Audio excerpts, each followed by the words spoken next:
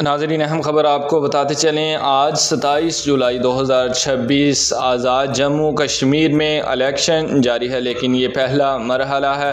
اہم خبر آپ کو بتاتے چلیں، آزاد جموں کشمیر میں الیکشن جاری ہے۔ ناظرین، چیف الیکشن کمشنر کی ووٹر سے پرامن انداز میں ووٹ ڈالنے کی اپیل۔ اہم خبر آپ کو بتاتے چلیں، آزاد کشمیر کے chief election commissioner Ghulam Mustafa Mughal کا کہنا ہے کہ انتخابی عمل کے دوران قانون کے خلاف ورزی برداشت نہیں کی جائے گی۔ ایک پیغام میں غلام مصطفیٰ مغل نے کہا کہ قانون نافذ کرنے والے ادارے مکمل متحرک ہیں۔ انتخابی عمل کو شفاف، آزاد اور غیر جانبدار بنایا جائے گا۔ امن و امان برقرار رکھنا سب کی مشترکہ ذمہ داری ہے۔